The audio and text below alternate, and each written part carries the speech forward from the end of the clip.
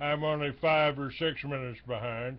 Again, let me repeat, my guest today is Kenneth Dutton. His book is called The Path of Least Resistance, and I've just been reading your letter to me. Seems like anybody that's trying to do something, anybody that knows the truth, and your book is about the international bankers, and you've got some suggestions for how we can change things that we'll get into later on the show. But like myself, you've been attacked. They've tried to stop you, eliminate you, put you in jail, and possibly an attempt or two on your life. Well, that's correct, Clay. I've been unlawfully detained for over 156 hours in a psychiatric facility. And I've been falsely accused of various felony crimes, which has caused me a considerable amount of personal expense, sleepless nights, etc. And like anyone who puts their neck out on the chopping block, they can expect that the reprisals are fairly swift from our opposition. So I recommend that those that are sitting on the fence count the cost, because it's anyone that has any second thoughts about getting involved in revolutionary activity needs to know that there are risks, and that at great risk to our personal safety, we are sacrificing a considerable amount. Well, I suppose I should give your listener... Go ahead. I suppose I should give your listener a short summary and background of who I am. Go right ahead, sir. I'm a person that blue-collar, working-class man, middle-aged man, that at one time believed it controlled mass media, and at some point decided that the lies had gone on long enough, and so I sought out an alternative form of media, mainly the internet and a few obscure books, and educated myself in the areas of political science, history, and economics. And my life has not been the same ever since. I remember first reading the protocols in a book called Behold a Pale Horse by William Cooper. Bill was a good friend of mine, by the way. He was a friend of mine. We had made arrangements. We had decided to put our magazines together. Mine was the Free American, nationally distributed. His was Veritas. And, of course, he was on shortwave at the same period in history where I was. We were both on worldwide Christian radio, shortwave. And we planned to put our magazines together, and 2 weeks later he was dead. They tapped my phone. I had an AT&T phone I'd had for years, and they tapped that phone and killed him. That's correct. He was killed by Yuma County sheriffs on his property, and I believe that he was assassinated by the government. That was a murder. In the same way they killed Jimmy Trafficant and Edgar Steele and many other people. Both of whom you mentioned were on my show. Edgar was on my show when he was framed for trying to kill his wife. He didn't do that. And his wife even was on my show. And Trafficant was on my show. And 2 weeks later, he died alone in a barn in a tractor accident. I don't buy that either. No, sir.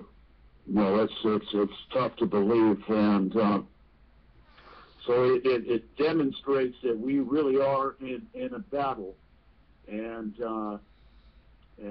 we're not playing games here, and neither are they. Let me just state that the only war worth fighting for is here on your own soil, and that our freedoms are not won in the sands of Arabia or Afghanistan, defending a poppy field. Knowing that, there's no point in donating our limbs on the battlefield for the money changers, the international banking cartel, Khazarian mafia, or whatever you'd like to call them. It's all the same thing. We have our work cut out for us right here at home. And so that leads me to also state that this two-party shell game, this phony contest that we witness every 4 years, is a complete waste of the time. They donated, the American people donated over $1 billion to those two parties, Democrats and Republicans, at the last presidential election. And, oh my God, where did that money go? It went to the media companies and the bankers that financed them, your news companies. So you only got to vote for one of two choices, and both of them were selected, because I've been through the presidential campaigns, and my candidate wanted to close the Federal Reserve. Every time he got up to speak at the Republican convention, every cameraman on stage turned the cameras off and pointed them at the ground. You don't have a choice. Yeah, and I can see why after watching what Charles Collins had to say on the Connecticut's cable TV interview back in '96. He identified the source of our misery, namely the Federal Reserve and central banking. And he was exposing 20 years ago what people are now starting to realize has been one of the greatest shams in our history over the last 100 years.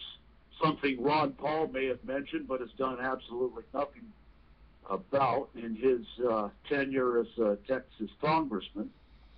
Now, he might say all the right things that we like to hear, but when it comes down to brass tacks, the Federal Reserve is still very much in place.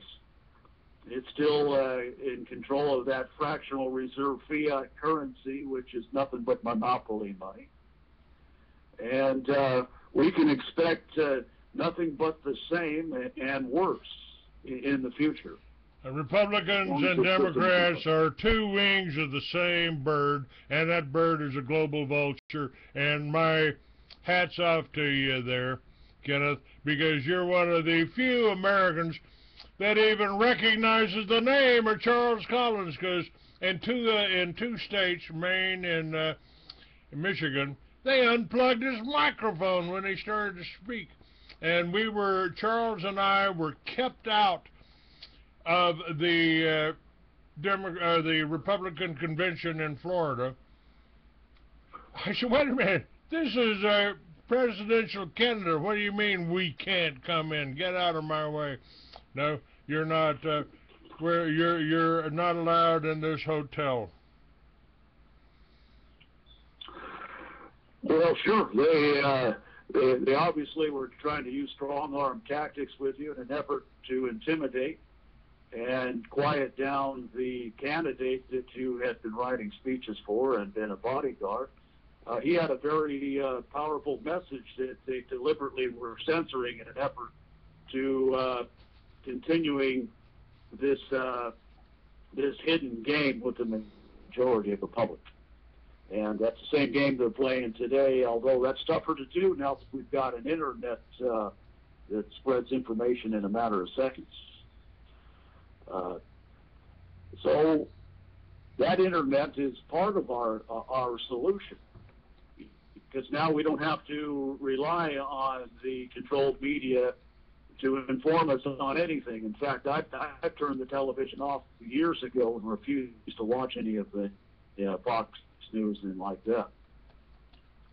I do say that while national debt is a problem beyond the reach of most of us as individuals, personal debt's a whole other ballgame, and I've found that once I took the noose off of my neck that I voluntarily placed on myself. Voluntary, yeah, we have the most successful voluntary income tax system in the world. And you don't have to volunteer. That's right. It's a voluntary tax system. Although anyone that challenges it's likely to be placed in a kangaroo IRS court and have their assets liened or literally stolen from me by U.S. Marshals and so forth. I have a gentleman that'll be on my show this next week.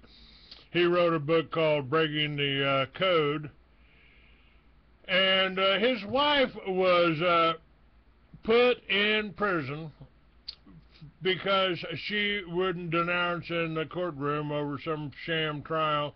She wouldn't denounce her husband and his work in writing the book. And he will be on my show, I believe, on, let's see, Pete Hendrickson.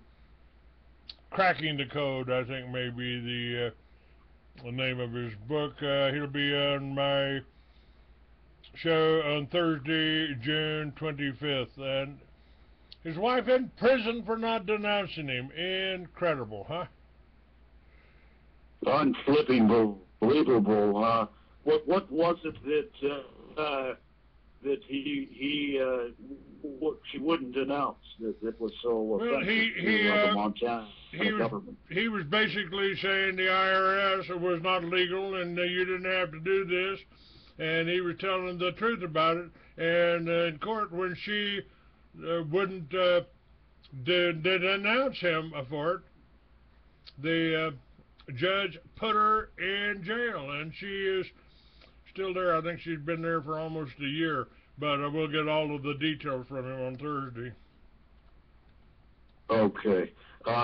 Not surprised, considering the Orwell's 1984 type of world we currently live in, and my own personal experience, which really most people have a hard time believing, and I can't blame them, but to having experienced it myself, I know for full well that this is accurate in the way things are currently.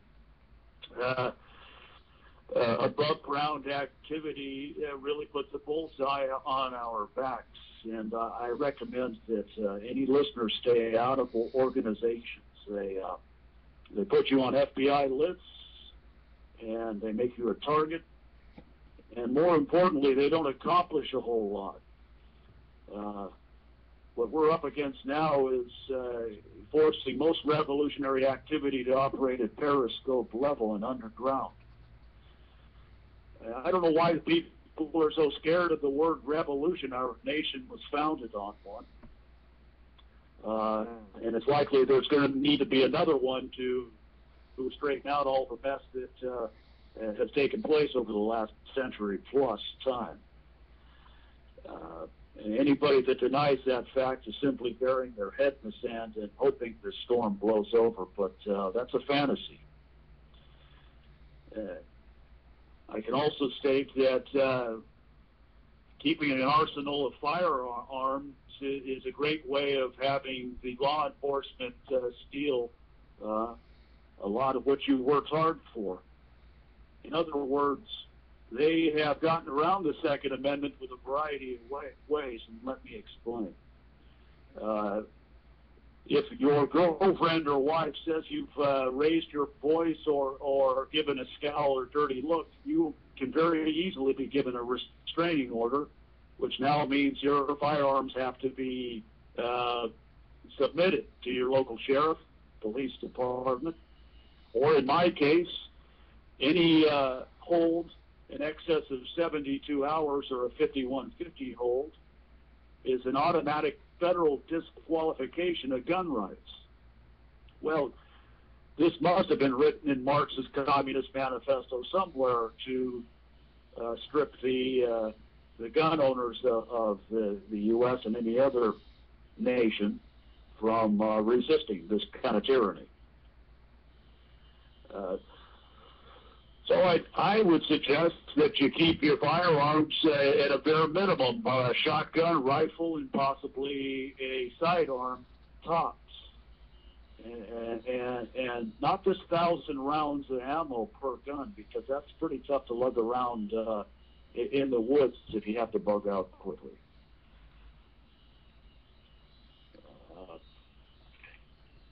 At any rate, I'd like to go back to the personal debt situation.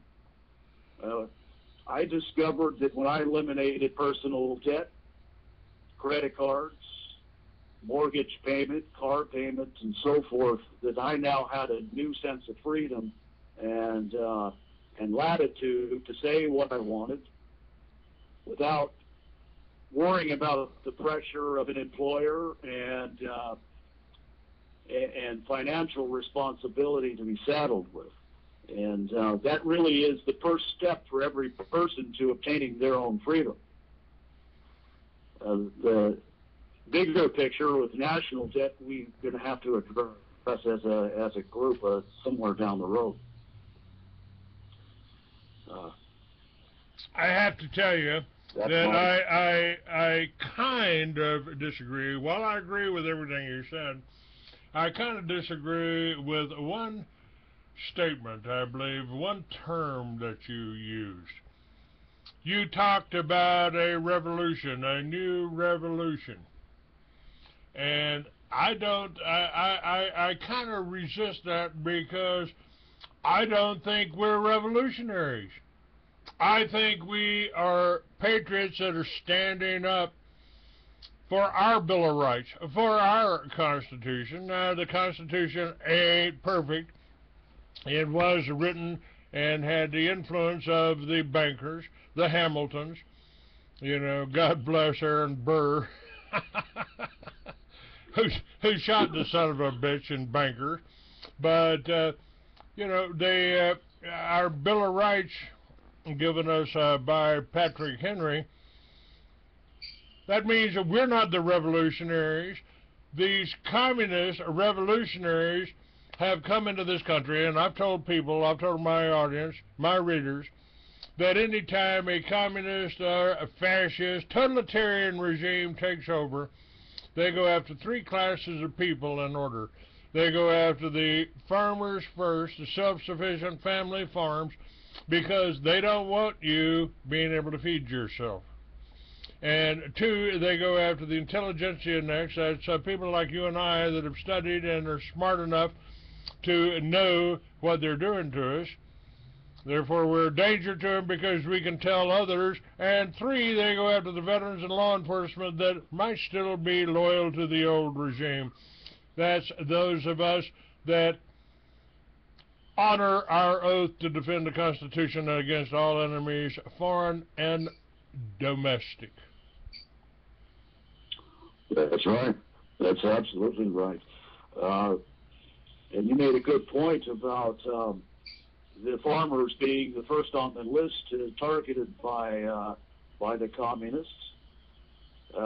We have evidence of that with our tainted food, with Monsanto and genetically engineered crops and so forth. That being said, there's still plenty of farmers markets available so we can still eat healthy, ungenetically altered produce, despite the fact that we're being poisoned with aluminum out of their chemtrails daily, the fluoride to chew up our brain and our water, and this food. There are ways around their deliberate poisoning. And but it takes a conscious effort to stay healthy in a system that's designed to turn you into a corpse. Well, you know, that's 2,000 years ago in the book of Esther. The Jews talked about doing the same thing to their enemies, to their masters, to whoever. And so It's never been easy to be free. There ain't no such thing as the New World Order. It's the old world order. And those money changers Jesus ran out of the temple are still with us. And Jesus warned us about to beware of the Jews who say they're Jews but are not, or of the synagogue of Satan. That's the ones I refer to as the Khazarian Mafia. Their ancestors were never even in the Holy Land, thank you. They came from a country called Khazaria that you now know as the Ukraine. That's exactly right. That fight for freedom, that's an ongoing process. It never ends. It's hard to obtain, and it's almost just as tough to keep. But on your statement of the Khazarian Mafia, the synagogue of Satan, absolutely. If that's who they identify themselves as Jewish, well then by all means, then that is the group they have placed themselves in. Though historically, we know that in the 7th or 8th century, that conversion to Judaism was a convenient way of making themselves into a group that's beyond reproach, a convenient tactic. So who do they define themselves to be? Are they a religion or are they a race? Well, let's ask them and see what their response is. I think their actions really speak louder than words. So my question is, if their homeland truly is Israel, what are they doing in all the other nations of the world?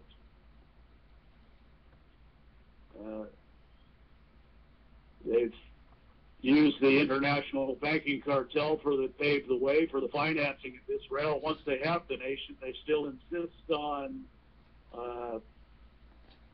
occupying other geographic areas of the world. The U.S. itself has the second highest Jewish population behind Israel itself today.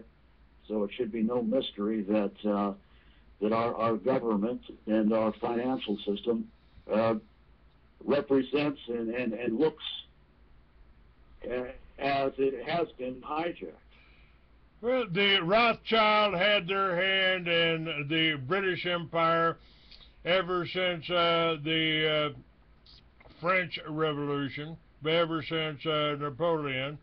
They used Napoleon to take over the stock market in England. It was the British royalty that gave Palestine to the Jews. Had no right to do that, especially when their attempt to form the first world government with the League of Nations failed. And so we fought World War II after the Jews declared war on the German people. They really hate us Germans, and my family came from Germany, because I think we are the true Israelites. We are, if God chose anybody, and personally I think God is the force, an intelligent force that holds our atoms together. I don't think he looked like Charlton Heston, and I don't think, and Jesus wasn't a Jew, so yeah, you can take that and run with it. Yeah, sure. Judea declares war on Germany in 1933, and we know now, looking back on history, that the principal reason we were dragged into World War II was the fact that central banking in Europe had been forced to flee and been placed under the National Socialist control of the German Bank of Labor. And so the motivation here was always to regain control of central banking back in that European continent as Hitler's army was marching across that continent. We got suckered in to World War II via Pearl Harbor, a false flag attack, just as we were in the First World War with the Lusitania. Just as we have been with 2 planes crashing into buildings, dragging us into Afghanistan and Iraq. Well, damn, I mean, Kenneth, we had to go in Afghanistan. Those damn Taliban were destroying the opium poppy crops. My God, we can't have that. That's the reason we went into Vietnam, wasn't it? To get all the opium poppy from the Golden Triangle, so they could ship it back in the body bags of my brothers, the 58,000 that were killed in a useless, unjust, and a war based on another false flag. There was no Gulf of Tonkin incident. You bet.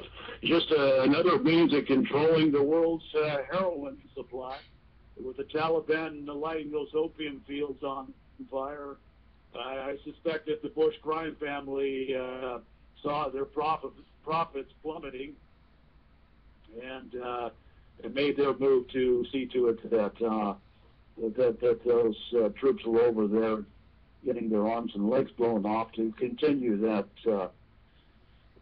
drug production, which is poisoning our population with this imaginary line they call a border, with the unimpeded flow of narcotics north from Mexico.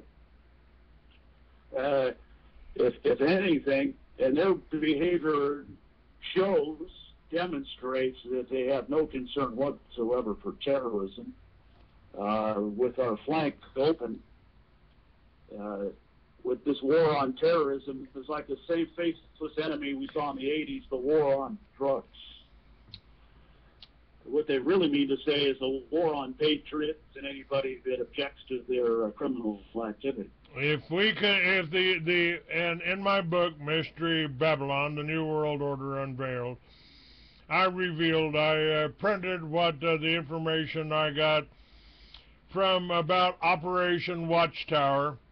Took place the same time as Iran-Contra. It was part of the same deal. George Bush, the CIA director, Ollie North, bringing in, they sent Colonel Edward Picatolo down to Colombia to build radio towers to guide planes into Albrook Air Force Base in Panama, controlled by Manuel Noriega, and his controller, his handler, was a guy named Michael Harari, who ended up murdering Colonel Catolo. He worked for the Israeli Mossad. The cargo on those 100 planes they brought into Albrook Air Force Base was cocaine.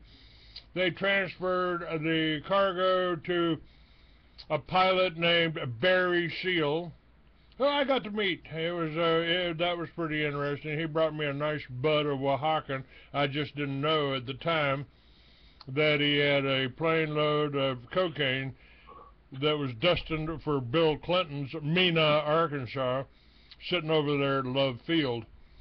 But the Oaxacan was good. Thank you, Barry. And then they murdered him too. Too many people, and don't want to scare you off or anything, Kenneth. But a lot of people that have been on my show, like Edgar Steele, like Bill Cooper, like Traficant, have been killed after being on my show. And before coming on my show, some of them have been warned, why are you going on the Clay Douglas show? Yeah, I don't doubt it. These alphabet soup agencies are nothing but thugs and criminals, and they recruit the most sadistic, the sickest individuals. Those of conscience are kicked aside or resign voluntarily. And so we really are, as I stated earlier, to great risk to our own personal safety, even making this statement and interview.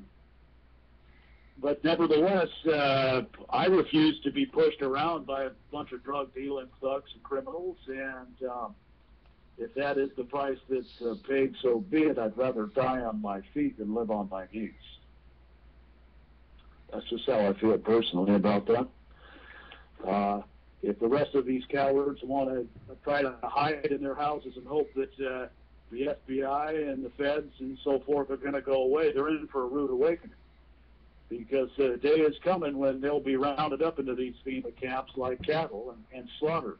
Just in the same way the Bolsheviks slaughtered those 100 million Christians in the Soviet Union. Welcome to the USSA, folks. There is no running from this problem. And time to face the music, in my opinion. So why wait and delay the inevitable and prolong the suffering? Our backs are currently against the wall, and we should come out swinging and punch these bastards right on the mouth. Well, you know, Kenneth, this is why I started the Free American. This is why I started the militia.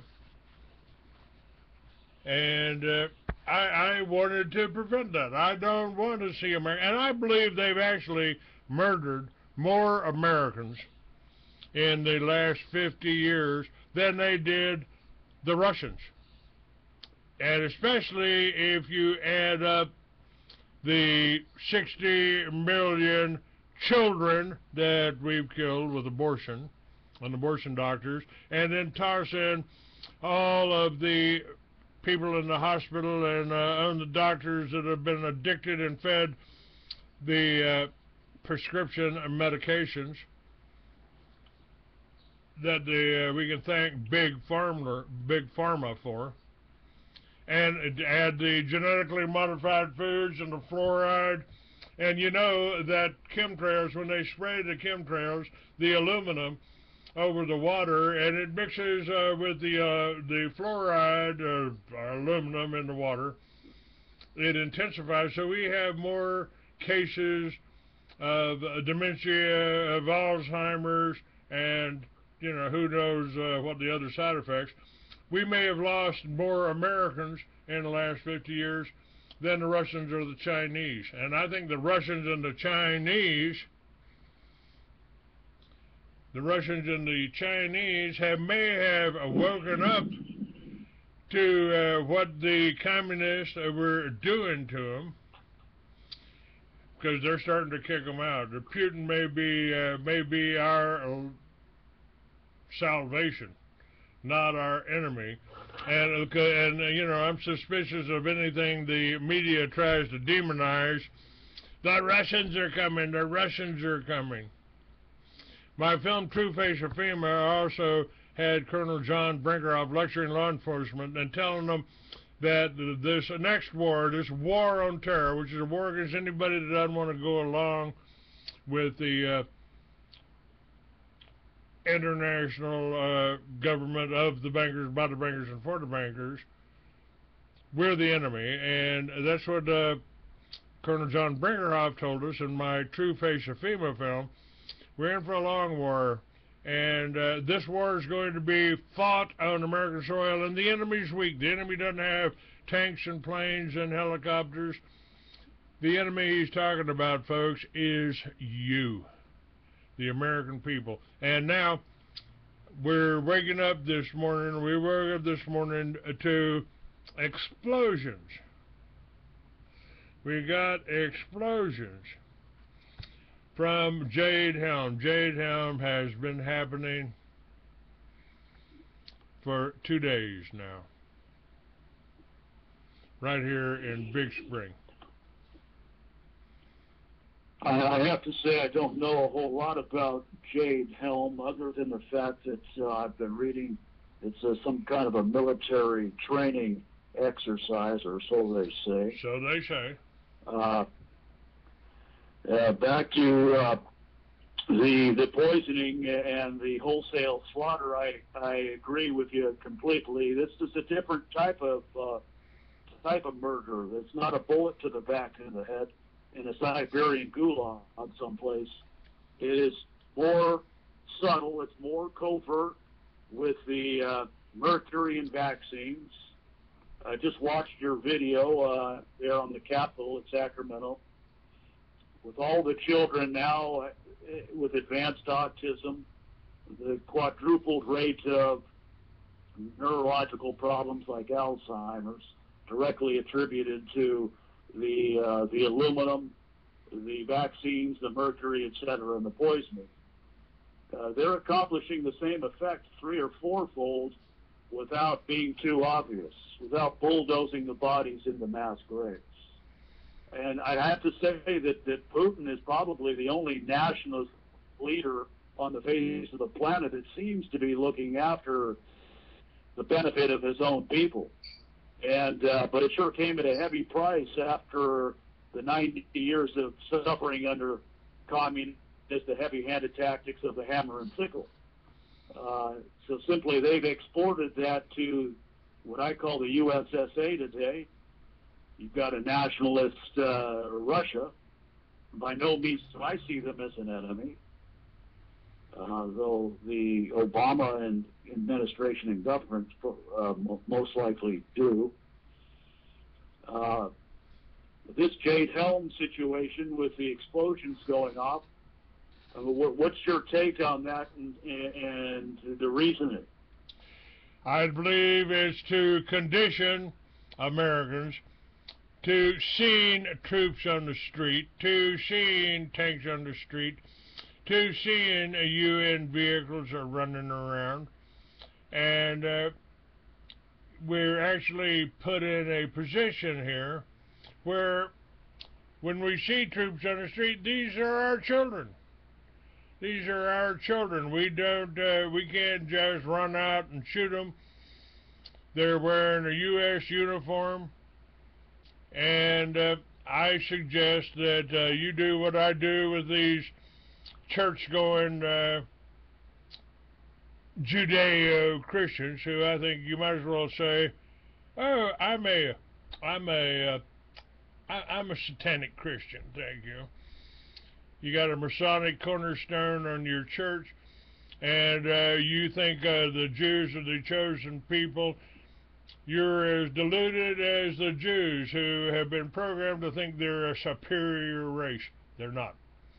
And if there's any chosen people, it's us white Caucasians. We crossed the Caucasus Mountains to escape slavery in the Middle East.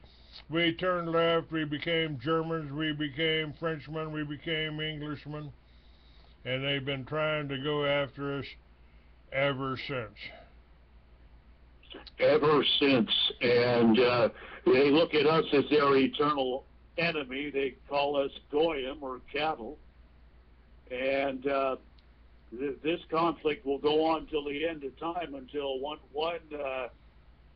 one group either ceases to exist or some kind of other remedy is put in place to solve this problem. But to be sure, they've got both bases covered. You've got the population, atheist population, that believes that the almighty dollar is their God. Then you've got the rest that are, as you described, satanic Christians that are totally deluded and deceived into believing that Jews are God's chosen people.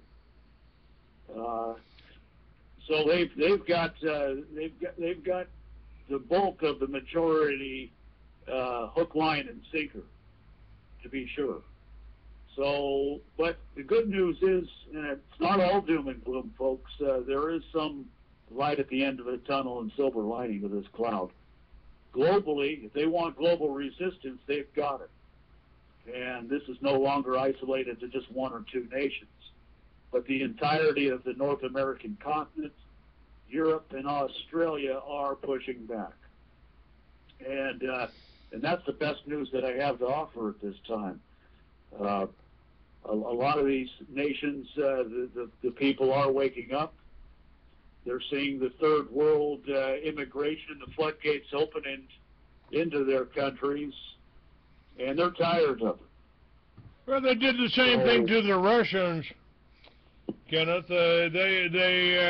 They opened up the beyond the pale. The pale settlement is where the Jews lived pretty comfortably over in Russia, and suddenly the bankers financed Marx and Lenin, sent them over a few trainloads of gold, and they drove the Jews out and put them in charge of the prison camps, put them in charge of the gulags.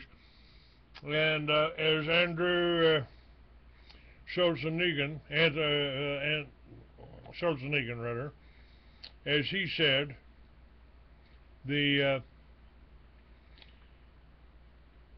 hated us. They hated the Russians. They hated the Christians. They weren't. You bet. They weren't Russians. They were not Russians. They were Lower East Side expatriated Russian Jews. And the worst part about this is the Bolshevik Revolution was financed by American gold through Jacob Schiff. Yes. And there were efforts to detain the group in Canada, but that treasonous snake, Woodrow Wilson's, got a lot of blood on his hands with this one. So here's the Alexander Solzhenitsyn quote. You must understand, the leading Bolsheviks who took over Russia were not Russians. They hated Russians. They hated Christians. Driven by ethnic hatred, they tortured and slaughtered millions of Russians without a shred of human remorse. It cannot be overstated. Bolshevism committed the greatest human slaughter of all time. The fact that most of the world is ignorant and uncaring about this enormous crime is proof that the global media is in the hands of the perpetrators. That nails it squarely on the head, Clay. Absolutely. And look what we have all over us today. The most anti-social doctrine the world has ever known. Marxism all over our legislation, graduated income tax, the takeover of corporate farms, the central banking, you name it. It's basically got its tentacles in just about everything today. Well, as Carl Klang, a friend of mine who has pretty much lost it, don't even know if he's still alive, but I told him I was almost jealous of him because he could put more information into a 3-minute song than I could in a whole magazine. He said if you got your very own printing press, pretty soon, and you can print your own money, pretty soon you can buy up the whole neighborhood. And that's what they've done. They bought up the media companies. The Rothschilds bought Reuters News in the late 1800s. They bought up ABC, NBC, CBS, CNN. They bought the control of the major newspapers. So they control, what do you think? This television, I mean, don't get me started. They don't call it programming for nothing. You are being programmed. That is a fact. Never to underestimate the psychology and the psy war that's being waged against us. They knew well ahead of time that grabbing those newspapers and then eventually television, movies, etc., was the best way to propagandize the population, and either through a process of elimination or their own red propaganda, dumbing us down, making us ineffective, and believing the lie, which, by the way, repeated over and over again, according to Lenin, does not become the truth, but just a well-repeated lie. Right. So I have to say that the Internet was the God-given lifeline to us, a way of getting around that control. Well, you know, I've said that this is the 21st century, and I think burning bushes are a little passé, so I think God's alive and well and uses the Internet in the 21st century. That's right. You got it right on the money. Now, if you would, I need to go warm up my coffee, and since I've got your book here in my hand, I'd like to ask you to take this next 10 minutes and tell my audience about your book. Tell them how they can get your book, and tell them what it's about. I'm just working on the last chapter now, which is some of the solutions. which we'll talk about in my next hour after the top of the hour commercial. So, can you do that for me? You bet, I sure can. The title of the book is Path of Least Resistance. It moves at a clip. It's only 49 pages long, and I wrote it intentionally that short because I realized that the attention span of your average reader is only a few minutes. So I attempted to condense as much information in a short period of time as possible. Long story short, is this book, in my estimation, identifies the reason why our hard money presidents were gunned down and assassinated. It ties all of those assassinations together. That it was a deliberate effort to control and establish central banking. And it also gets into some of the red infiltration of our their social causes, as I should say, that have also been equally as destructive. The book is available through me personally. You can write to me at my email address, which is Kenneth, Kenneth, _Dutton, Dutton, at yahoo.com. And I'll be happy to provide you with a copy free of charge. I'll pay for the shipping as well. I'm not interested in making a profit on this book or even breaking it even. My only interest, really, is to get the message out there. So, that being said, just a short background on who I am. I'm a self-proclaimed nationalist, and I came to that decision after learning that the greatest obstacle that stands in the way of international banking cartel is nationalism. So I had basically looked for a viable third party, a BNP, if you will, or NPD, and discovered that one doesn't really exist in the U.S. And if it had, would be of little use to us anyway. So that being said, that's where the book is available, and so forth. All right, sir. You've got chapter 2 here. You mention the real U.S. government, and got a picture here of Churchill, Roosevelt, and Stalin. Now, we know Stalin was a mass murderer. Then why did Roosevelt refer to him as Uncle Joe? Well, Roosevelt obviously had a relationship with Joe Stalin, and I don't know if it was their common Jewish ancestry or if it was just the central banking arrangement that they made. But Uncle Joe sounds a little bit too friendly to me, considering your average person believes it to be a patriotic war. How do they feel about the U.S. getting in bed with the Reds? And how do they feel about the only thing accomplished out of that World War is a following Cold War and an ensuing arms race with the USSR? All of this to me appears to be a contradiction.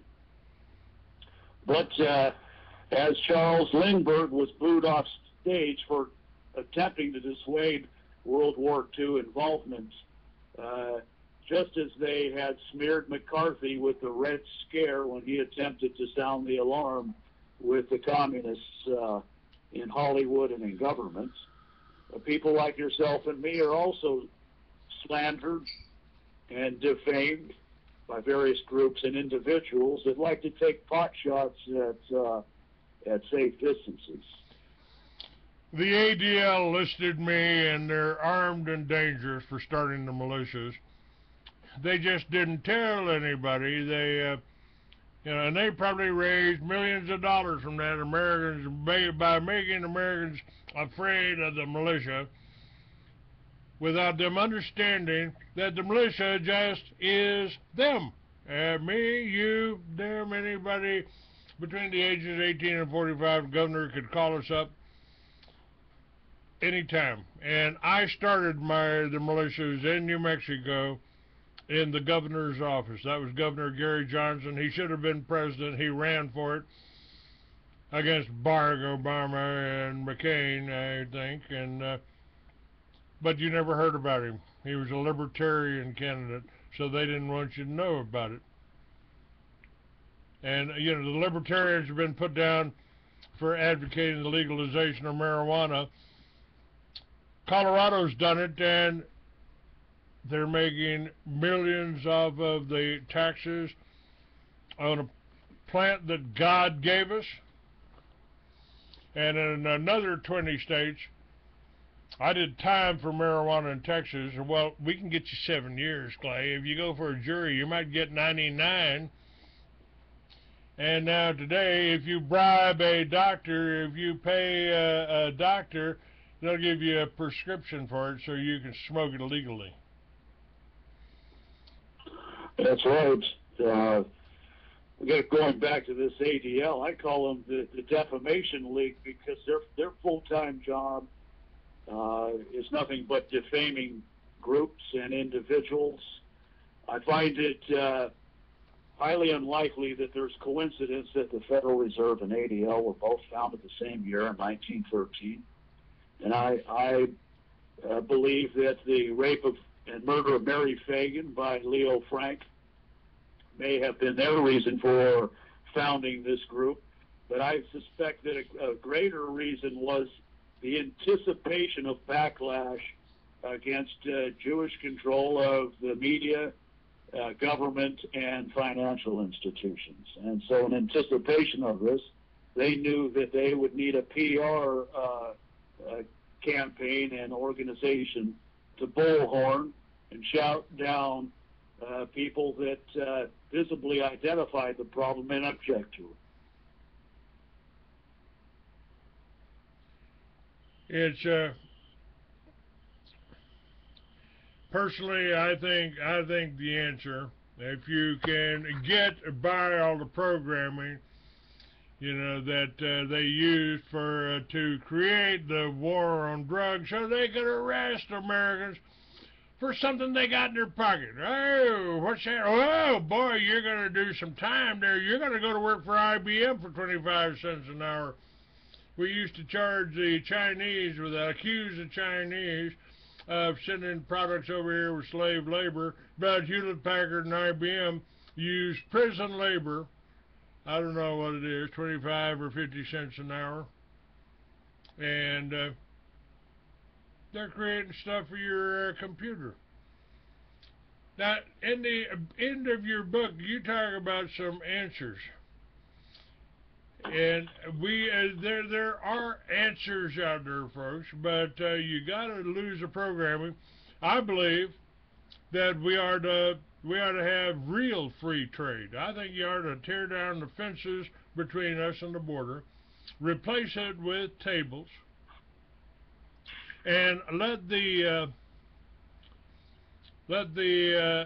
Colombians, the Peruvians, the Mexicans bring all of their goods up here, all of their plants, whether it's cocaine, whether it's heroin, whether it's marijuana, lay it on a table, pay a duty on it, and let Americans come up and buy what they want. Take it back to their house as long as they do it in privacy of their own house. I don't care what they put in their arm. I don't care what they put up their nose. You know, maybe we might require them to wear a little bell or put an alarm on the house so if they die, we can be alerted to it. You set the alarm off if there's no movement in the house, and you know, let them kill themselves. I mean, I'd rather kill myself than have a doctor do it for me. But this is just, and then we don't have the whole prison industrial complex. That's right, and these privately run prisons, which are are obviously been created for profit. And, well, we could include the public system as well. It's all motivated by the bottom line, which is the almighty dollar. These laws are continuously written so that the more laws that there are, the more chance you are of breaking one. And so this feeds the whole system with fines, criminal defense attorneys, the law enforcement aspect of it. It is a giant corporation in and of itself. One that I've gotten caught up into, though in 45 years I have to state I have no criminal record, aside from one misdemeanor conviction. There's a deliberate effort to make a criminal out of you. I've never stolen anything. I've never hurt anybody that didn't deserve to be hurt. And they made a criminal out of me for a plant God gave us. That's right. That's right. And now the tide is moving the other direction in an attempt to legalize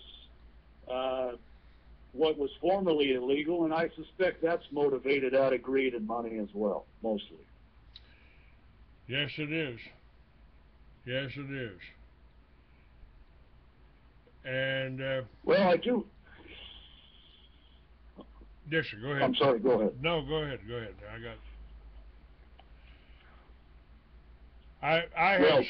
Go ahead. I got something I want to do, but I want to wait a minute here. So go ahead and finish your thought. Well, I just wanted to read a couple of paragraphs out of the last chapter of my book, and the last chapter is called Phoenix Rising. And the statement is that the money men would have us led by our nose down the broad road of destruction. And despite this deliberate effort, there are still enough people of conscience and character to resist their tyranny. To be sure, the fight will be long and drawn out. However, the patriot will have his day, provided he doesn't demand a quick victory. A planned global economic disaster is presently being developed that will make the 2008 depression look like a walk through the park. Diving on the hand grenade is a risky proposition for those who work their whole lives for a piece of the pie. And so every U.S. citizen will have to weigh the risk-reward individually and make their own choice. And in many ways, the choice was made for us with government confrontation brought to our doorstep. The governed have willingly tolerated surveillance and harassment as the feds have wormed their way into our lives. And I have to say that surveillance is born out of paranoia. And those that are involved in the most criminal activity have the most to be paranoid about. The bankers have the money, so for now they have the power, or at least the illusion of power. And while the future of America is presently in the hands of a tyrannical few, I suspect that the worst of the political traitors will be swinging in the wind from lampposts, and the smirking smiles of snake oil salesmen peddling endless lies will be a thing of the past. Bribery and corruption will be dealt with swiftly, offering a real incentive to play it straight, as backroom deals and dirty handshakes are also a thing of the past. The blue-collar working class will be taken seriously as the backbone of our nation, and no longer will we look down on physical labor as an occupation to be ashamed of, as the working men and women of this nation reclaim their rightful place in American society. Idolatry of professional athletes and entertainers will become obsolete, replaced with work ethic, character, and integrity. No longer will brown slave labor replace black slave labor, exploiting their workers to pick lettuce and strawberries. As a living wage is instituted, and those jobs filled by high schoolers will gain a real appreciation of dollar value. Our border with Mexico will be secured with a wall of concrete designed with full-time living quarters. The border wall staffed with 24 hours a day, 7 days a week with armed personnel. Foreign nationals will be repatriated to their native countries, removing the revolving door reentry program. Never again will we have to press 1 for English as secondary languages are entirely removed from public services. Social Security, unemployment, and disability benefits will be available only to those that have paid into those programs. And emergency room visits will no longer be offered to aliens who saddled this burden on U.S. citizens. The military will return to its intended purpose, safeguarding the nation. Never again will we become entangled in foreign affairs, with the Middle East in particular. Let me stop you right there. Let me stop you right there, because you're hitting on a point that is very dear to my heart. I didn't go to Vietnam, but I volunteered for it 50 years ago. They tried to kill me before I got there. Took me 50 years to get my benefits, to get my Veterans ID card. Now I'm broadcasting on Veterans Network, several around the country, and hopefully I'm also broadcasting on Crusade, Truth Radio, Christian-oriented radios. And I've told you that the third stage, we're in the third stage of the communist takeover. They go after the veterans that might still be loyal to the Constitution. Now, we've got several things happening. You just touched on it. The illegal aliens pouring across the border, pouring into our cities. We've got Muslims, we've got Mexicans, we've got Peruvians, Colombians, whoever in our cities. And this report just came out. We talked about Jade Helm. We heard explosions this morning here in Big Springs. And a lady writes in, my husband and I were traveling from Louisiana to Dallas, Texas Saturday on Interstate 20 westbound. We passed a convoy of military vehicles on the interstate headed towards Dallas. Also in an area where traffic had come to almost a complete stop because of road construction. Over to the south of I-20, my husband and I spotted 3 white helicopters hovering in a triangular formation over an open field for over 10 minutes. Traffic was barely moving for a long time, and the helicopters never moved, just hovered. Also, someone on Facebook traveling on I-20 in Louisiana today posted a video of UN ambulances being transported in which the UN logo had been taped over on the vehicles, but on one door the covering had blown loose and you could clearly see the UN logo. I am praying the people of Texas and Louisiana I'm praying for the people of Texas and Louisiana to wake up to what is going on, especially with these false flag events like the prisoner escapee and house-to-house searches in Texas to gather data about what's in the homes. More than likely, Texas is under attack now, and ironically, the tropical storm in the Gulf, which was originally predicted to head our way in Louisiana, the Gulf, has turned and is now going straight through the heart of Texas, where they've already had major flooding going on. Please pray for our nation. And that's written by Ronell Ford of Shreveport, Bossier, Louisiana. So can we agree that the United States is intended to be a sovereign entity? Can we agree that the United Nations has no business meddling in the domestic affairs of this nature, of this nation? And yes. Go ahead. No, I didn't mean to interrupt you. I thought you were asking me a question there.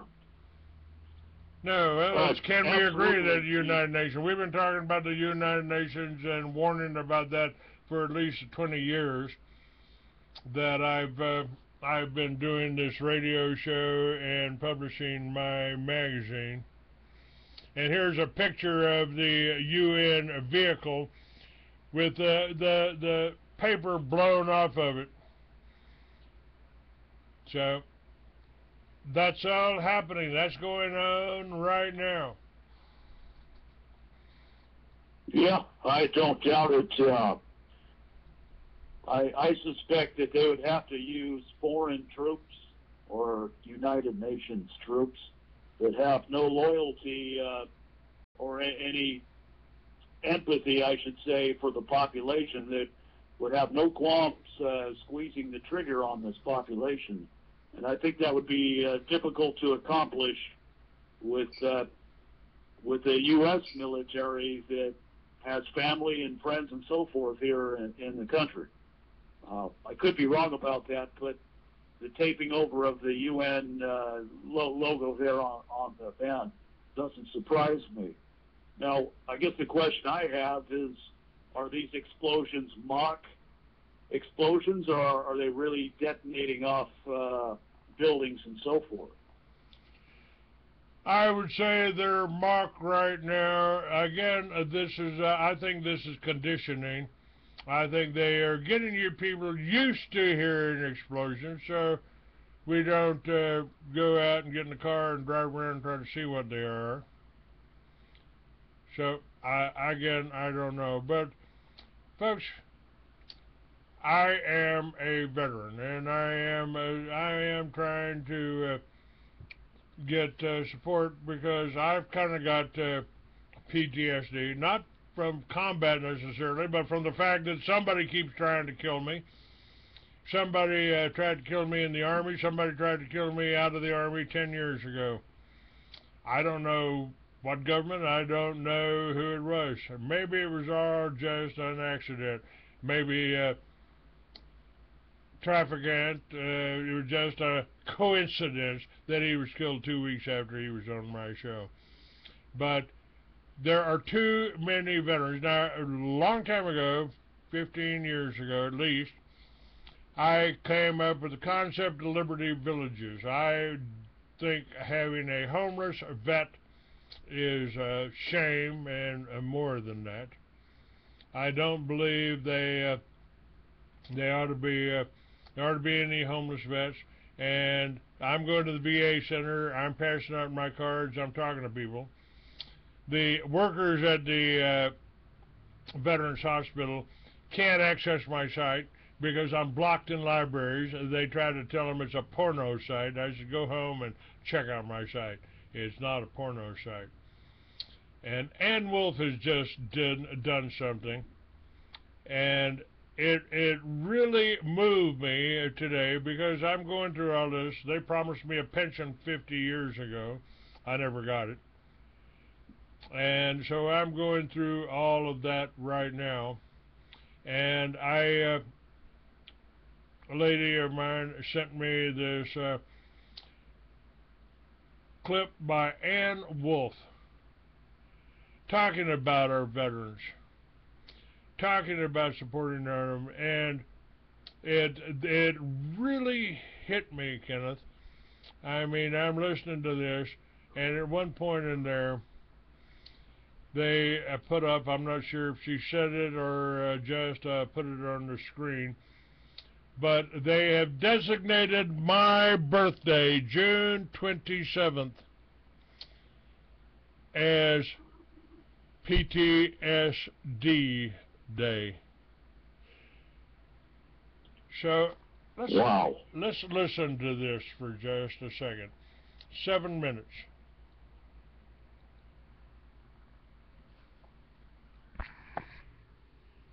Ann Wolf is a veteran. She supports our time, our turn. This video is dedicated to This post-traumatic stress disorder is a condition of persistent mental and emotional stress occurring as a result of injury or severe psychological shock, typically involving a disturbance of sleep and constant vivid recall of the experiences with dulled responses to others. wounded and vulnerable veterans, our first responders, and their families. Because words can never say thank you enough.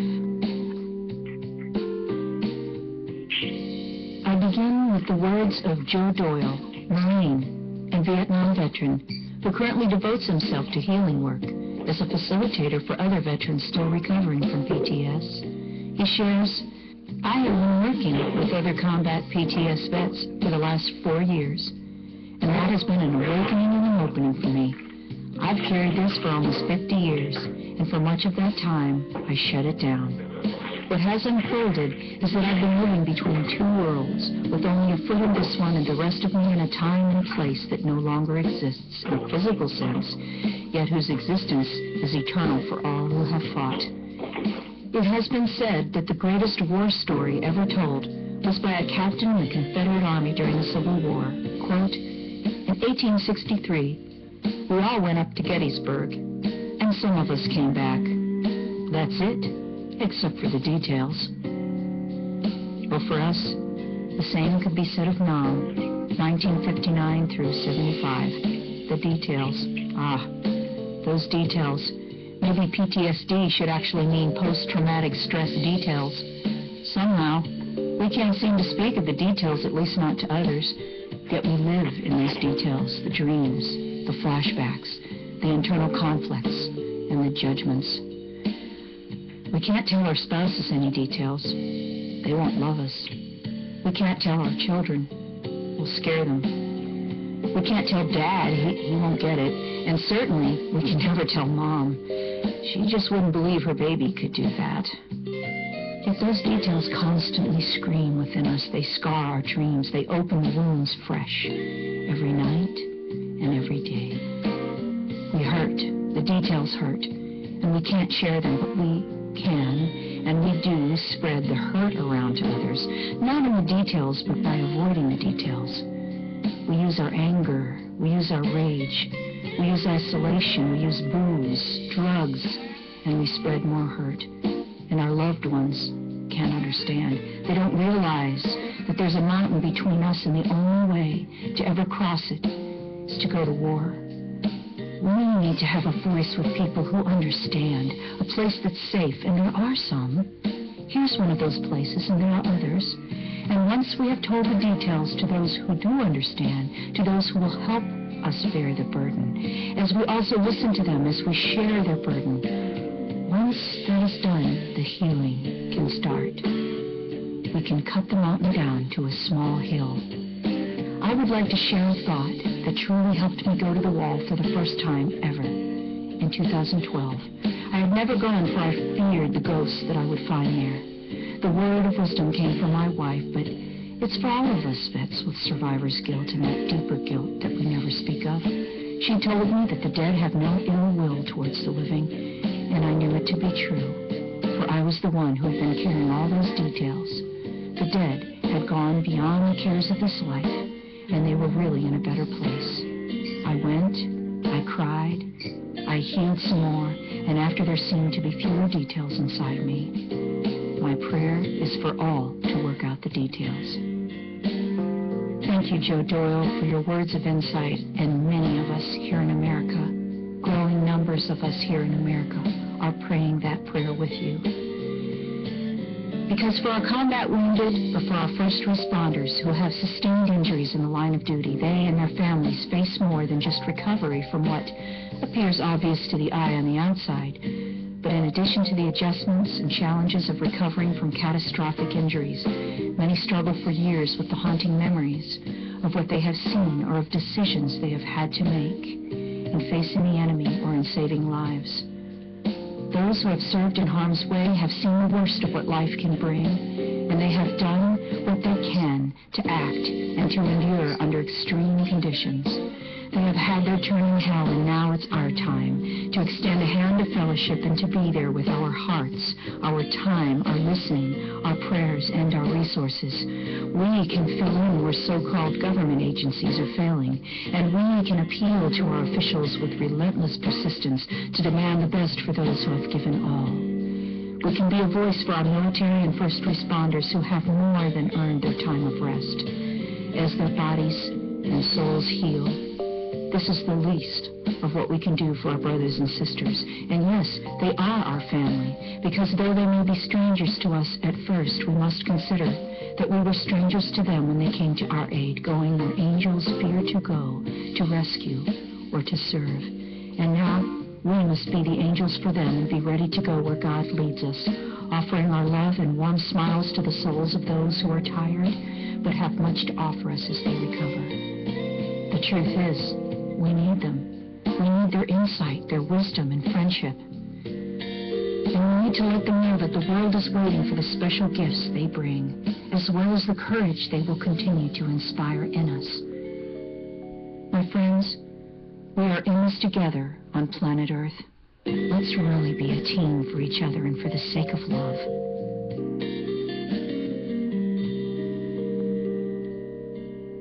Our heroes are human. Anyone who has endured the worst may feel hopeless. Every day, 23 veterans take their own lives. No more. PTSD Awareness Day is June 27th. My 69th birthday, so now you know. Free American 69 on Facebook, on YouTube, and on Skype. June 27th is also PTSD Awareness Day. Every day should be. Hope comes in many forms.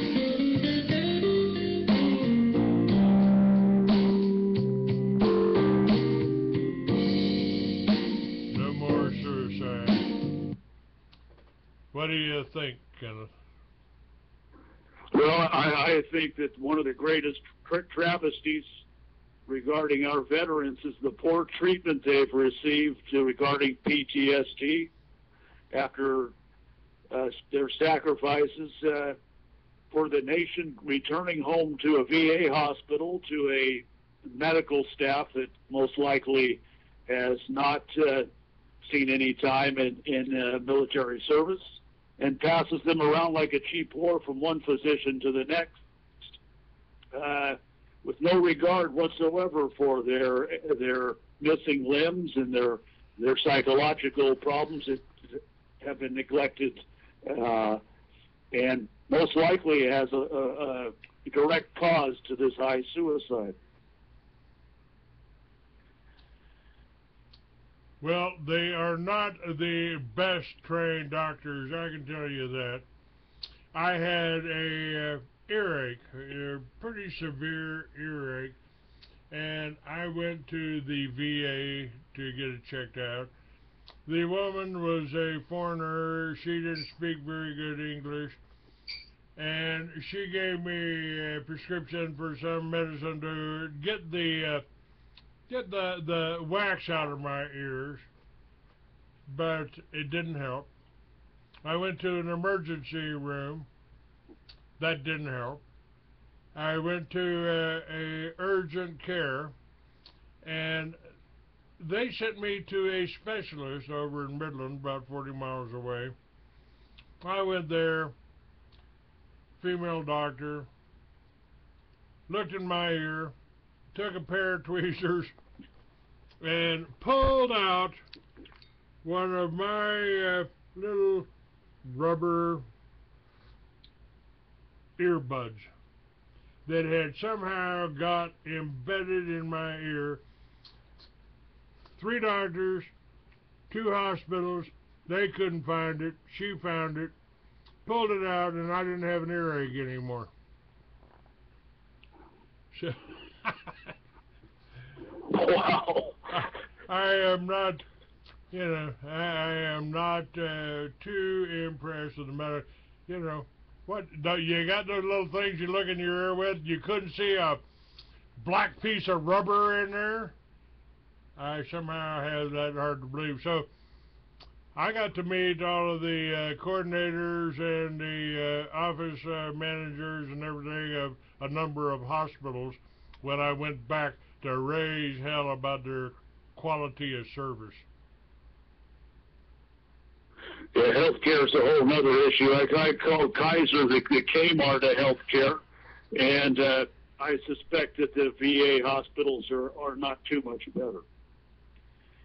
But the people that are working in there, I think they're good guys.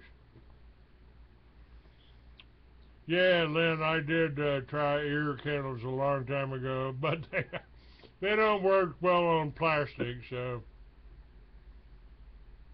Would you say that your care at the Midland VA hospital has been good overall? The people that are working there, the counselors, the psychiatrists, I think they're good people, and I think they are trying. I got prescribed because I'm going to the VA. I can't smoke my pot anymore, but they gave me some medicine for mood that seems to help. I don't know how much it's helping or whatever, but I ain't killed anybody today, so I guess it's okay. Maybe it's yeah.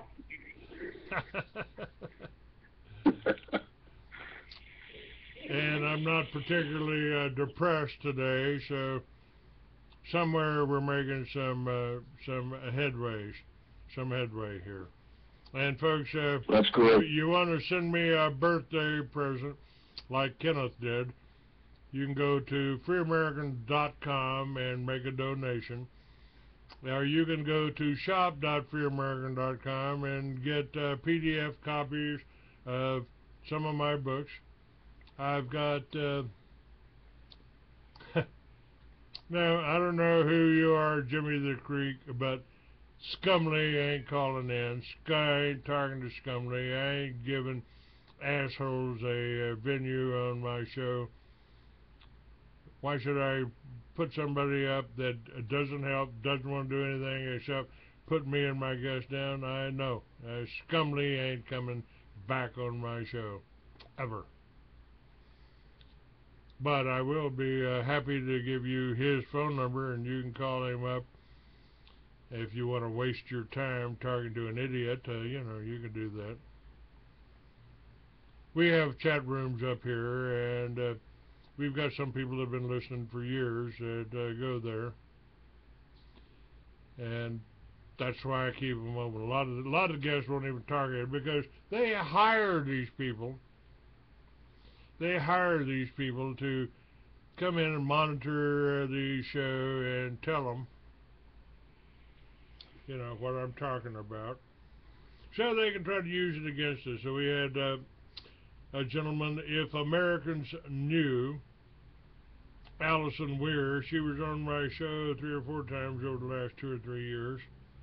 And, boy, they had every date she was on my show. They had telling her, you were on Clay Douglas's show, so we can't support you. We can't support your efforts to educate Americans on the Palestinian situation. Although that is exactly what they were supposed to do. And they were trying to say, well, Clay's just concerned with white people, and so he's a racist. If you're concerned, if you're black and you join the NAACP, does that make you a racist? I don't think so. And if I join the Aryan Nations, I don't think that makes me a racist. It's kind of like I told that the big black football player, weightlifter, at a party in Miami, on Miami Beach. What do you think about us black folks? Well, I got to be straight with you, brother. I don't like niggers, white or black. Well said. Yeah, they're preaching their tolerance, but they put that tolerance into practice. And that means that, well, if you're going to be a big boy and girl, then you tolerate people from different opinions and backgrounds, not just bullhorn and shout them down because they simply don't agree with you. I've come to expect a lot of pot shots and criticism from mostly anonymous people that like the safety of distances and things like that. But when it comes to face-to-face interaction, that's a whole other ball. And when it comes to out in the streets, I find the Reds have always been fairly cowards. And It just seems like they got the loudest bullhorn right now and say they do a lot of shouting. But when it comes down to action, it's a lot of talk, but not a lot of action. So my message to them is, if you don't like the message, just change the channel. You're not obligated to listen, but if you want to subject yourself to an opinion that you're offended by or don't like, simply tune out. Unless you're an absolute masochist. So, and these people do seem to be that sick and that masochistic, Clay. Yeah, they don't like it. It's one way. They don't have any conversation, and I've tried to tell people, man, I don't care who your grandmother slept with. If your grandmother slept with a Jew, more power to her. If you think that makes you Jewish, as long as I don't care. I don't care whether you're black. I don't care whether you're white. As long as you ain't playing that rap music in my ear. I don't care what you do in your bedroom. If you're gay, keep it in your bedroom. Don't try to recruit my children into a lifestyle that's dangerous. I feel the same way about the drugs. Somebody asked me, well, Clay, marijuana, that's a gateway drug, isn't it? Oh, yeah, absolutely. If you got to buy it from a drug dealer, if you can grow it in your backyard without having a helicopter and a SWAT team come over and raid you, yeah, if you're going to buy it from a drug dealer, I'm sure he'll be happy to sell you heroin or cocaine or methamphetamine. But we don't have to do that. We don't have to do it that way. You could go, when I was 50 years ago, my neighbor was strung out on laudanum, opium. She could go to the drugstore and get her opium. Just a nice little old lady lived behind the store I worked at. Didn't bother nobody. Hell, my grandmother was a drug addict. She was taking Seconal. I thought she was just old and feeble until I took one of her sleeping capsules. Seconal kicked my ass. Woo, Granny. No wonder you've been stumbling around the house. Yeah, I've always said it's not pot if it's a gateway drug, it's alcohol. And, well, I put the bottle down several years ago. Everything in moderation. Every person's got their Achilles heel. They've got a weakness or vice. And as long as they're aware of what that is and it doesn't take over. I wrestled my demons to the ground years ago, and that's where I like to keep them. But to demonize pot and so forth, I highly doubt many people have committed any really violent crimes. There's never been anyone died from smoking a joint. Never. But 50 people a year die of aspirins, and you can thank Monsanto for that too. They killed millions after the swine flu, the 1900s, early 1900s. They killed millions by giving them aspirins that allowed them to bleed out after contracting the flu. Oh, that's right. And the biggest dope dealer we have are the pharmaceutical companies, and their drug peddlers are the ones writing the prescriptions. So, you've got a legalized form of just about everything. It just seems to be who's controlling the supply and who's increasing the demand. It's really about education. I've done every drug there is at one point in time in my life. Not because, but I'm not addicted to, I'm not strung out on nothing. Not alcohol, not marijuana. I've smoked pot for 45 years, but when the VA said, this is showing up in your blood test, no problem. Takes 30 days to get it out. Won't be in my blood after 30 days. Not addicted. Don't need it. Don't need anything except maybe a little bit of support from you folks out there. We're fighting a battle. Sometimes it feels like you're in a foxhole and you're all alone and the tanks are rolling around you because of the media control, and and nobody's talking about it in the churches or the schools or the colleges. That's exactly right. It's easy to become isolated and disappointed with the way things are headed and are continuing.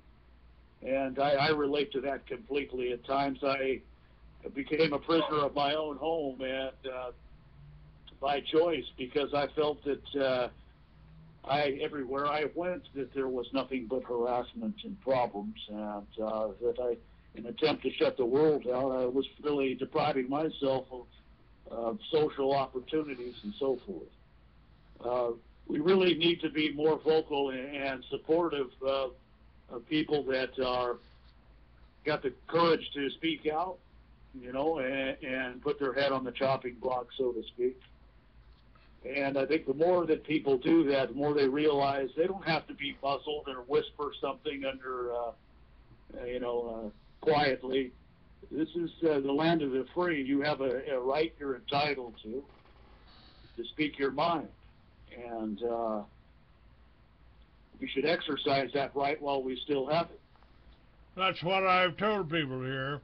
We don't want to go up and shoot soldier. You see a soldier in a Humvee there, you don't want to shoot him. You want to go up and shake their hand and say, hey, brother, tell me about Jade Helm. What are they telling you? My name's Clay Douglas. I got a radio show. I'm the Free American. Go to freeamerican.com and check it out. I want to know what you think. I want you to be my inside guy. We both took an oath. And I've done this in the FBI office. I've walked in the FBI office in Albuquerque, dropped a bundle of magazines on the desk of the agent, said I brought enough magazines here for every agent in the building. As far as I'm concerned, there should be no problem between us.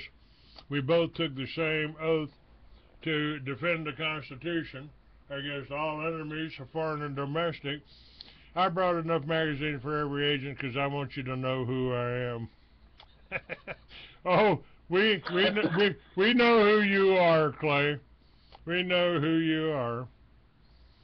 And the bottom line is that I was allowed to leave the FBI office. So that's pretty big. That's pretty big, and maybe you educated some of their agents in the process. Let's hope so. I hope so. I mean, that's what I used to do when I'd put on an expo or speak at, like, the Conspiracy Con or something like that. I'd tell them right up front, if we've got any police officers here, FBI here, you're welcome. You're welcome. You come in here and listen to me. The bottom line comes... Yeah, sorry to interrupt. That's all right. Go right ahead. Go ahead. Well, we're not part of the yacht club. We're not the Rothschilds and the Warburgs and Vanderbilts. We're not part of that club, and we're never going to be. The rest of us are in the same boat, the vast majority, and so we should stop looking at each other as the enemy. I think there's a mutual distrust of that law enforcement distrusts the public in general, and the public distrusts law enforcement. And who foments that distrust, this divide and conquer type of attitude and strategy? Well, that's right. That's it. I've told people that forever. Divide and conquer is one of the oldest maxims in warfare. They want you to be afraid because fear generates instability. I'm not a fear monger. I don't want you to be afraid. Here's the knowledge. This is what a rattlesnake looks like. This is what it can do to you. If you're going to deal with that rattlesnake, grab it here, shoot it there, You know, don't be afraid of it. It ain't afraid. There's nothing to be gained by fear. It's knowledge. It's knowledge. Here's how to handle a rattlesnake. Here's how to deal with it. If you see troops on your street,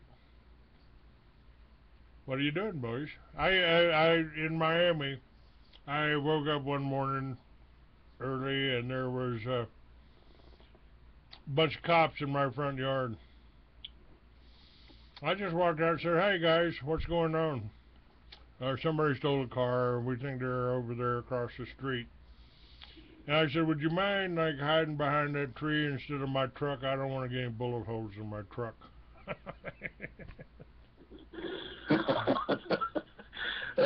You're right on the money there with the fear. It can be crippling and paralyzing, and in an effort to face our fear, and many of us have fear of stepping out and speaking our minds, regardless if it's popular or not.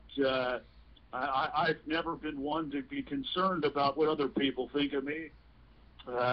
Winning a popularity contest, and then with that comes a great deal of freedom. Of course, I realize that a lot of people are concerned what their others' opinion of them is, and so they quiet down and so forth. But what are we accomplishing in our silence?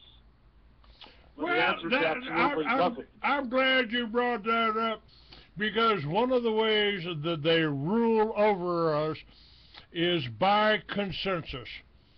And if you go to a meeting and they get up there and they tell you about Jade Helm, tell you about this, tell you about that, and you don't say anything or you don't ask any questions, and you don't want to, I don't want to call attention to myself. I just want to stay below the radar.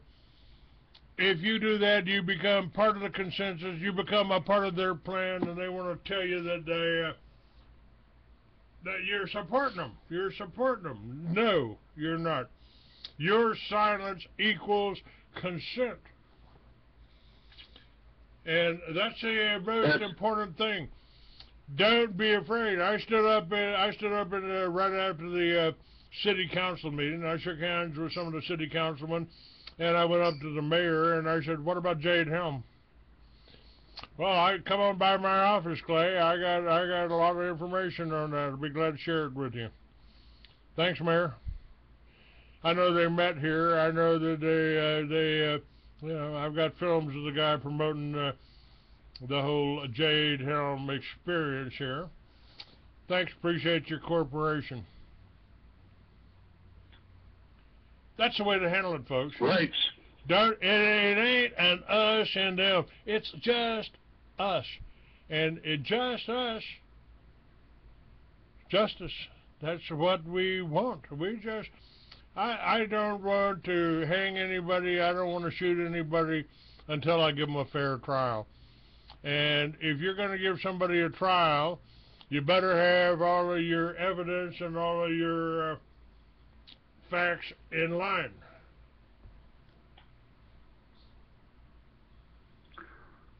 That's right. Exactly right. So, there's no need, folks, to dive on the hand grenade or the barbed wire and risk everything that you've worked for your whole life. But on the same token, in your personal life, I realize that in the workplace, it's one situation, and the political correctness really ties the hands and muscles most people. But in our personal lives, we have the freedom to say what we like, and we should. We should. More people ought to, and not just the one-sided bullhorn that we've been hearing for so many years. Kenneth, I think once a person... I was just going to say, Kenneth, your book, you've got the details in there on how the banking system took over. Tell them again how they can get it. It's The Path of Least Resistance. You bet. There's two ways to get the book. It's available at xlibris.com. I'll spell it for you. That's X as in Xerox, LIBRIS.com. Or you can obtain a copy from me free. I'll mail it to you at no cost. I'll pay even the shipping. Write me an email at Kenneth, KENNETH, _ Dutton, DUTTON, at yahoo.com, and I'll put that in the U.S. mail right out to you. That's a heck of a deal. I think everybody ought to do it. And again, the last chapter in here talks about what we can do. That the governed have willingly tolerated surveillance and harassment, and the feds have wormed their way into our lives. Is this all driven out of fear and paranoia? You better believe it. Criminals always fear discovery and retribution. The bankers have the money, so for now they have the power, at least the illusion of power. As the U.S. has moved further away from its faith, God has moved further away from us. The future of America is, while presently in the hands of a tyrannical few, has this in its future: the worst of the political traitors will swing in the wind from lampposts. The smirking smiles of snake oil salesmen peddling endless lies will be a thing of the past. Neighborhoods will be safe again from violence and crime. You know what? That just triggered a memory. I was there in Homestead, Florida, right after Hurricane Andrew came through. And I went with a group of bikers and clubs, not gangs, clubs that went down to Homestead. We were led by the Miami motormen. Good thing they did that, because we couldn't have found it. Every street sign was blown down. Most of the houses were destroyed. And the National Guard brought a generator down and set it up next to the biker bar there. So we were able to keep the milk and the baby formula and the beer cold. And we patrolled the parking lot. We protected the people that were left homeless by Hurricane Andrew. And the only thing FEMA did for us, and I still recommend that you watch my film, The True Face of FEMA, and hear what they got planned for you.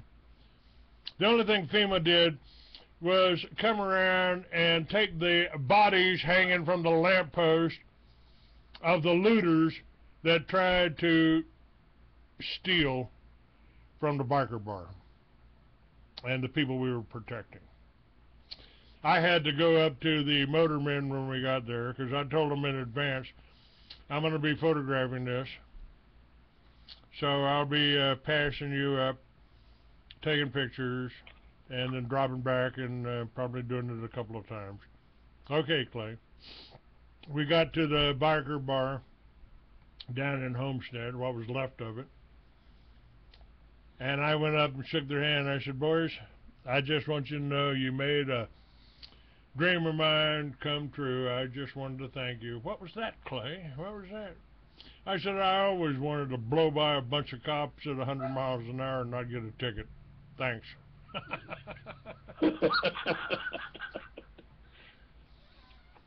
That's an awesome story. But it's the people that did that. That's what I said about 9/11. We didn't need a bunch of 400,000 troops to protect us. We took care of ourselves. And Ann Wolf's thing of the first responders, about the first respondents, we're right on today. We can take care of ourselves. We're Americans. We got veterans. Got a veteran right here. Last week I went down to a range that's set up on the back of guy's property, just south of Big Spring. and he was training the militia. How to use a weapon, how to clean it, how to fire it. We had a firing range set up. His children ran the water and ran ammo for us. Brought over, demonstrated the positions to lay down and fire, and kneeling positions, standing positions. Trained them. And that's how the first militia started that I'm accused of starting. Yes, I did. And I hired a professional to come train us. And my teenage sons outshot every cop and every ex-military guy that had come in for the training on the NR range just south of Raton, New Mexico. That's awesome. You know, that was my first militia meeting. That was 20 years ago. And these people that came there, they brought their children. We sat around the campfire, and it's not the terrorist group the ADL and the Southern Poverty Law want to paint says. It's Americans. It's and the militia and the bikers. The bikers are the same thing. It's just that's our neighbors, man. That's our people. Some of us prefer 2 wheels to 4. That's all. That's all the difference. And because, oh, Clay, aren't you afraid to ride now? You've had that accident. You were in the hospital for 4 months. Aren't you afraid to ride? You afraid to? You ever trip? You afraid to walk? No, I'm not afraid to ride. It's what I do. It's what I do. Right. And I'm not afraid to talk about the Jews. I'm not afraid to talk about the Zionists. I'm not afraid to talk about the Rothschilds. I'm not afraid to talk about Songbird McCain, the traitors within our own government. Because you need to know. McCain ran for president. Yep. He ought to be in front of a firing squad. He tried to destroy his whole ship. He couldn't fly worth a shit. Tried to destroy one aircraft carrier by setting fire to the plane behind him. Jesus Christ. And then they threatened me. He threatened me. I met him in one of the presidential races. And his office called me up, telling me not to I had a quote from him. I don't care if all the factories move to Mexico. My son's an engineer. When I used that quote, they threatened me. I said, you ever threaten me again, I'll release all these letters I've got from his co-inhabitants of the Hanoi Hilton. So they never talked to me again. He was a traitor. He made propaganda films for the Vietnamese. And that's not to say that the Vietnamese were necessarily the bad guys. They were just like Americans right now fighting for our homeland against any UN invaders.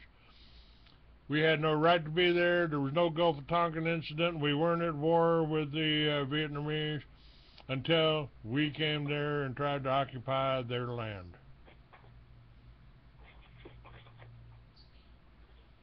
As George Washington said, if the freedom of speech is taken away, then dumb and silent we may be led like sheep to the slaughter. And we are the checks and balances to these crooks and these pedophiles and criminals in government. And it's up to us to act, because we deserve what we're willing to tolerate. And we've been tolerating too much for too long. No one's going to do it for us. So a lot of folks are hoping that that the problem takes care of itself, or they go to the people who created the problem for a solution, which is a total insanity in my mind. The solution really begins with us, and it begins on a personal level, and it expands from there to the local community, and then from there onto a state and national level. So that's my position, at least, and I don't think I know for a fact that things are not getting better. They're not even staying the same. So I come from the Tommy Metzger school of worse is better. And when the economy collapses and they're rioting in the streets, I don't panic over it. I said this is probably necessary because you can't salvage a system that's rotten to the core like a cancer. There's nothing to say. This house of cards has got to come down. It's so damn top heavy that by its own weight, it'll have to implode just out of sheer greed. That's interesting. Yeah. I've said that Jade Helm might be something God gave us to wake people up. This is what tyranny is like. This is what it will look like. This is an exercise. This is what it could look like. You could have troops on the street here rounding you up because you got a weapon, because you got a gun, because you were foolish enough to go down and give them your name and address when you bought the gun? Sure. This is probably one of many exercises that they have in mind. So I can only emphasize preparedness, keeping ourselves focused, and not getting too down and depressed, because we're living in some exciting times, folks. So we're making history right as we speak. That's true. That's true. Old Chinese curse, isn't it? May you live in interesting times. But you know what? I came up with the concept of Liberty Village. And people said, well, but Clay, I can't move to the country. I got a job. I got to work. Well, you know what? Turn your neighborhood into a Liberty Village. Start talking to your neighbors and say, you know, how would you like to turn your backyard into a garden? If you can't, if you're working, you know, I could do your garden for you. I could help you plant your garden. I could help you grow your own food. So the time's right. It's June. Plant a garden. Plant a garden. The basis of every civilization, Kenneth, is the self-sufficient family farm. So let's make it a family farm. Backyard used to be, your backyard used to be.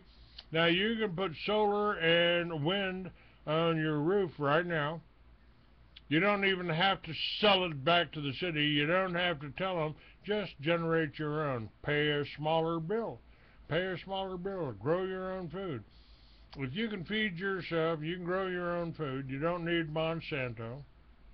You don't need Archer Daniels Midland. If you can, you know, there's skills that we've lost that they used to teach in schools. Homemaking. They used to teach you how to store your food without refrigeration. I've warned people about the EMP.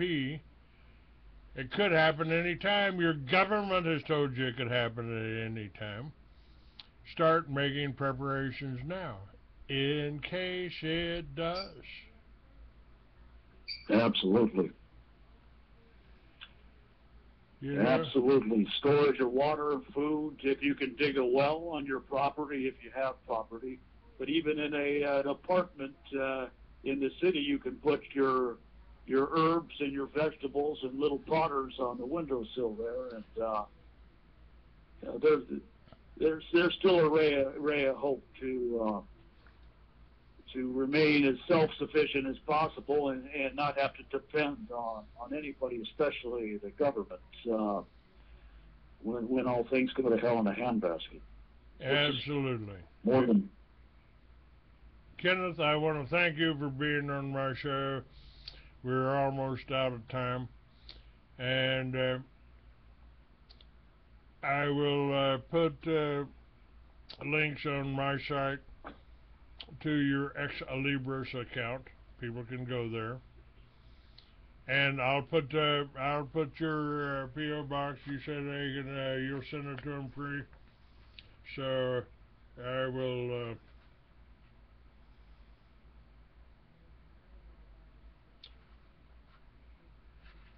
let's see, do I have a... yeah.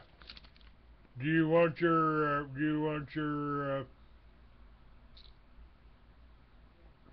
4654 address posted? Sure. Yeah, that address can be posted. Or I could do your email, Kenneth-Dutton@yahoo.com. And have them. That'll work as well. Okay. I will post that on your site, on my site here. It'll take a hour or two for me to get all that set up. And we'll have it up on YouTube. And again, thank you for having the balls to be on my show. You bet, Clay. It's been my pleasure, and thank you, sir, for the great work you're doing with the Free American, and you've got my support. And I certainly hope the support of more people as well. All right, sir. We're broadcasting all over the world right now. God bless you all. I mean, he exists. You don't have to be in a Masonic church or a church with a Masonic cornerstone. You don't have to be in the Judeo-Christian. God is within you, and Jesus told you you can do what I do and more. God bless you all. Thanks for listening.